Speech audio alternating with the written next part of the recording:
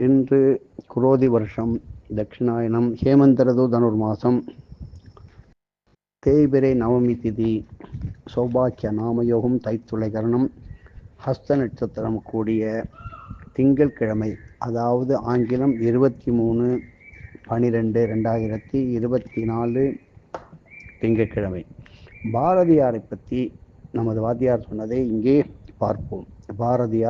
பாரதி ஒரு சித்தனே என்று ஸ்ரீ சுப்பிரமணிய பாரதியை பற்றி நமது சர்க்குரு ஸ்ரீ வெங்கட்ராம சுவாமிகள் பேசியதை அநேகமாக கேட்டிருப்பீர்கள். அத்தகைய பாரதியார் தனி ஒருவனுக்கு உணவு இல்லையெனில் இந்த ஜெகத்தினை அழித்திடுவோம் என்று சொன்னால் அதற்குள் இருக்கும் உள் அர்த்தத்தை தெரிந்து கொள்ள வேண்டும். ஒருவனே உள் ஒளி நாதனே, தனி பரஞ்சுடர் சிவ பேரொளியே என்றார் நமது வெங்கட்ராம சித்தர்.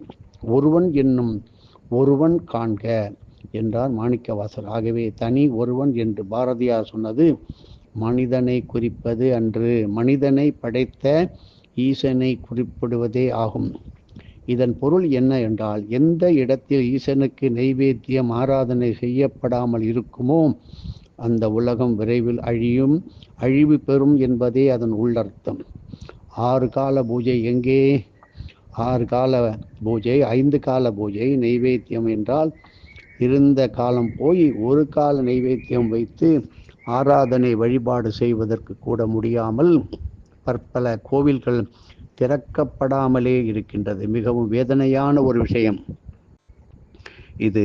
ஈசனுக்கு ஒருவேளை கூட நைவேத்தியம் காட்டப்படவில்லை என்றால் அது வருங்காலத்திலே மனித குலத்திற்கு தமக்குத்தாமே ஏற்படுத்தி கொண்ட அழிவிற்கான ஒரு பாதையாக மாறிவிடும். இதை நடத்தி கொண்டிருக்கின்றார்கள். இதை படிக்கும்போது சற்றே கடுமையாக இருந்தாலும் இதுதான் உண்மையாக இருக்கும்.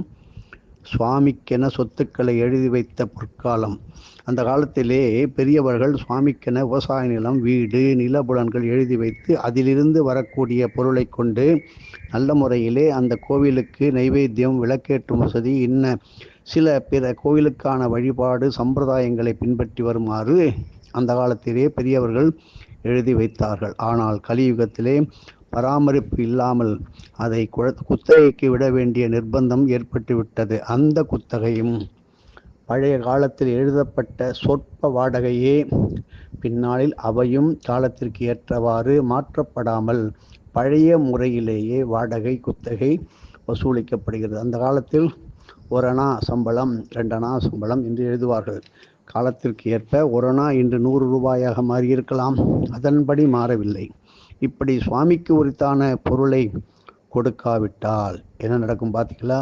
அதில் குடியிருப்போர், குத்தகைக்கு எடுத்திருப்போர் சுவாமிக்கு இன்றைய காலகட்டத்தில் உள்ள குத்தகத் தொகை எவ்வளதோ அதை அளிக்க வேண்டும். இதை ஏற்கனவே பலமுறை மகான்கள் எல்லாம் சொல்லி வருகின்றார்கள். நமது வாத்தியாரும் சொல்லியிருந்தார். அப்பொழுதுதான் சுவாமி நமக்கு அளித்துள்ள பணியை ஆற்றியதாக கருத முடியும். குறைந்த வாடகையை அளித்து சுவாமி சொத்தை அனுபவித்தால் பல கர்ம வினைகள் சேர்ந்து பிற்காலத்திலே அந்த கோவிலிலேயே பணியாளராகவோ வேறு பிற ஜீவன்களாகவோ ஊதியமின்றி பணி செய்ய வேண்டி இருக்கும் என்பதை மறக்கக்கூடாது. இது ஒரு மிரட்டல் அல்ல, காலமாக பெரியவர்கள் மற்றும் சத்குருமார்கள் நமக்கு அளித்த நல்ல உபதேசமாகும். சுவாமிக்கு முறையான நைவேத்தியம். சுவாமிக்கென எழுதப்பட்ட பல விவசாய நிலங்கள் இருந்தாலும் சிறு குழந்தை சாப்பிடக்கூடிய அளவிலேயே நைவேத்தியத்திற்கு உரித்தான பொருட்களை அந்த கோவிலினை பராமரிப்பவர்களிடம் அளித்தல் மிகவும் வருந்துவதற்கு உரிய ஒரு செயல். அவ்வளவு விவசாய நிலம் இருந்தாலும் ஏன் எண்ணி மளிகை பொருட்களையும் காய்கறிகளையும் அளந்து சிறு குழந்தைகளுக்கு அளிப்பது போல நைவேத்திய பொருளை அளிப்பது ஈசனுடைய சொத்துக்களை அனுபவித்து கொண்டு சுவாமிக்கே அளந்து போடுவது போன்றது ஆகும். இதனால் விளையும் கர்ம வினைகளை இதை நிர்ணயிப்பவர்கள் அனுபவித்தே ஆக வேண்டும். ஆகவே சுவாமிக்கு நைவேத்தியத்திற்கு தேவையான அளவிற்கு பொருள்கள் வழங்கப்பட வேண்டும். இது மிக மிக முக்கியம். பெரிய சுதை மூர்த்திகளுக்கு பெரிய அளவில் நைவேத்தியம். பாருங்கள், மேலும் ஒரு பெரிய சுதை மூர்த்தியை ஊரின் மத்தியிலோ ஒதுக்குப்புறமாகவோ கட்டியிருப்பார்கள். பெரிய அளவில் கிராம தேவதைகள் இருக்க வேண்டும் என்றோ, அல்லது இந்த கோவிலை பார்த்தேன், அந்த சுவாமி இத்தனை அடி அதைவிட ஒரு அடி அதிகமாக அடியேன் கட்ட வேண்டும் என்றோம் சுதையில் ஆன மூர்த்திகளை கிராமத்தில் வைத்திருப்பதை நாம் பார்க்கிறோம். இப்படி இந்த மூர்த்திகளுக்கு சக்தி பிரவாகம் மிக மிக அதிகம். அவர்கள் ஆற்ற வேண்டிய பணிகளும் அதிகமாக இருப்பதால் அவர்களுக்கு நைவேத்தியம் குறித்த அளவை தாண்டி வைக்க வேண்டும். ஆனால் ஒரு குவளை கூட நைவேத்தியமின்றி எல்லைப்புறவே தேவதைகள் அண்ணாந்து நிற்பதை காணும் பொழுது மிகவும் வருத்தமாக இருக்கின்றது. மேலும் அன்னத்தை வீணாக்காமல் அதை பக்தர்களுக்கு அளித்திடல் வேண்டும். அன்னத்தின் ஒவ்வொரு பருக்கையிலும் ஒரு சிவலிங்கம் இருக்கும் என்பது சித்த குரு வாக்கியம். இப்படி ஒவ்வொரு சாத பருக்கையிலும் ஈசன் இருப்பதால் அன்னத்தை வீணாக்க கூடாது என்பது முக்கியம். பிரதோஷ வழிபாட்டில் வைக்க வேண்டிய நைவேத்தியம் என்ன? சுவாமிக்கு ஒவ்வொரு தமிழ் மாதமும் வரக்கூடிய 2 பிரதோஷங்களிலே என்ன பிரசாதம் சுவாமிக்கு நைவேத்தியம் வைக்கப்பட வேண்டும், அதை எவ்வாறு பக்தர்களுக்கு விநியோகம் செய்ய வேண்டும் என்பதை சர்க்குரு ஸ்ரீ வெங்கட்ராம சுவாமிகள் பட்டியலிட்டு அளித்து கொடுத்து விட்டார்.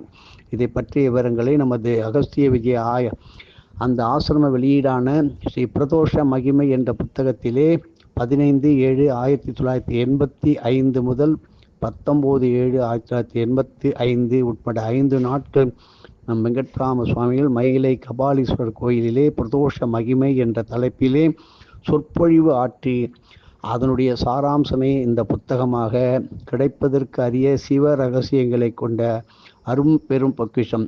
மேலும் 1985 மகா பிரதோஷ மகிமை என்ற சனி பிரதோஷத்தை பற்றி தனி சிறப்பு சொற்பொழிவும் நமது வாத்தியார் செய்துள்ளார். நிறைய தெளிவை தரும் சப்ஜெக்ட் இது என்று அவரே இந்த சொற்பொழிவை பற்றி கூறியுள்ளார். தெளிவு குருவின் திருவார்த்தை கேட்டல் பிரதோஷ நைவேத்திய பட்டியல் பக்தர்களுக்கு எளிமையாக புரியும் வண்ணம் நம் சுவாமிகள் பட்டியலிட்டு அளித்தது இங்கு அளிக்கப்பட்டுள்ளது. ஆகவே பக்த கோடிகள் இனிமேல் ஆயினும் குறைந்தபட்சம் 5 கால பூஜையாவது அவர் தத்தம் நிர்வகிக்கக்கூடிய ஆலயங்களிலோ வழிபடக்கூடிய ஆலயங்களோ செய்து ஈசனை ஆராதிக்க வேண்டியது அவரவர் கடமையாகும். இவ்வாறு செய்து தம்முடைய சந்ததிகளுக்கு அன்ன துவேஷங்கள் அன்ன குற்றங்கள் வராமல் காப்பாற்றி கொள்ளலாம். படிப்போம். இதை ஒவ்வொரு தமிழ் மாதத்திலும் பிரதோஷத்தில் ஈசனுக்கு அளிக்கப்பட வேண்டிய நைவேத்தியங்களும் அதனால் கிட்டும் பலன்களை அட்டவணைப்படுத்தி தருகின்றோம். சித்திரை மாதம் ஈசனுக்கு உரிய பிரதோஷ நைவேத்தியம் நீர் மோரும் தயிர் சாதமும். பலன்கள் பௌத்திரம் சூடு எலும்புருக்கி போன்ற நோய்கள் நீங்கும். யாருக்கு அளிக்க வேண்டும்? கோலாகலமாய் இருக்கும் பிள்ளைகளுக்கு. வைகாசி மாதம் பிரதோஷத்திலே பாலும் சர்க்கரை பொங்கலும் எல்லாவித வயிற்று கோளாறுகளும் நீங்கும். யாருக்கு அளிக்க வேண்டும்? பக்தர்கள் அடியார்கள் எளியோர்களுக்கு கொடுக்க வேண்டும். ஆனி மாதம் தேனும் தினை மாவும். பலன்கள் மலட்டுத்தன்மையை நீக்கும். யாருக்கு அளிக்க வேண்டும்? பக்தர்கள் அடியார்கள் எளியோர்கள் இவைகளுக்கு அளிக்க வேண்டும். ஆடி மாதம் வெண்ணெயுடன் சர்க்கரை சேர்த்து ஈசனுக்கு படைக்க வேண்டும். பலன்கள் கொழுப்பினால் வரும் நோய்கள் நீங்கும். பக்தர்கள் அடியார்கள் எளியோருக்கு இதை அன்னதானமாக அளிக்கலாம். ஆவணி மாதம் சுவாமிக்கு தயிர் சாதம் நைவேத்தியம் செய்து காரிய தடைகள் நீக்குவதோடு நோயுற்றவர் நோயிலிருந்து மீண்டு வர இதை பக்தர்கள் அடியார்களுக்கு இந்த தயிர் சாதத்தை ஆவணி மாத பிரதோஷத்திற்கு இறைவனுக்கு படைத்து பிறருக்கு தானம் செய்ய வேண்டும். புரட்டாசி மாதம் பிரதோஷத்திலே சர்க்கரை பொங்கலும் புளியோதரையும் இறைவனுக்கு படைத்தால் அரிப்பு தடிப்பு ஊறல் விஷக்கடி போன்ற உபாதைகள் நீங்கும். பக்தர்கள் அடியார்கள் எளியோர்களுக்கு பிரசாதத்தை அளிக்கலாம்.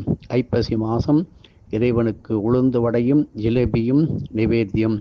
தீரும் நோய் சீதள நோய் பக்தர்கள் அடியார்களுக்கு தானம் அளிக்கலாம். கார்த்திகை மாதம் எலுமிச்சம்பழ சாதம் தேங்காய் சாதமும். பெண்களுக்கு கர்ப்ப சம்பந்தமான நோய்கள் தீர்வதுடன் அடி வயிற்றிலிருந்து துடைப்பகுதி வரை உள்ள வியாதிகளும் தீரும். பக்தர்கள் அடியார்கள் எளியோர்கள் இவர்களுக்கு தானம் அளிக்க வேண்டும். மார்கழி மாதம் வெண்பொங்கலுடன் கடலை சுண்டல் வர இருக்கின்றது பிரதோஷம். இதனால் தீருகின்ற நோய் மஞ்சள் காமாலை வராமல் இருப்பதும் ஆஸ்துமா சம்பந்தமான நோய்கள் தீர்வதும் வராமல் இருப்பதும் அற்புதமான பரிகாரம் தரும். இதை படைத்து பக்தர்கள் அடியார்கள் எளியோருக்கு கொடுக்கவும். தை மாதம் தயிரிலே உள்ள ஏட்டில் தேனை சேர்த்து இறைவனுக்கு படைத்து தானம் கொடுத்தால் கபத்தினால் கப நோய்களால் வரும் நோய்கள் முழுமையாக தீரும். இதை பக்தர்கள் அடியார்கள் எளியோர்களுக்கு தானமாக கொடுங்கள். மாசி மாதம் நெய்யுடன் சர்க்கரை கலந்து இறைவனுக்கு பிரதோஷம் முடிந்து படைத்தால் மாந்தம், வயிறு உப்புசம், சிறுநீரக கோளாறு போன்ற உபாதைகள் அடியோடு நீங்கும். தானம் பக்தர்கள் மற்றும் அடியார்கள் எளியோர்களுக்கு கொடுங்கள்.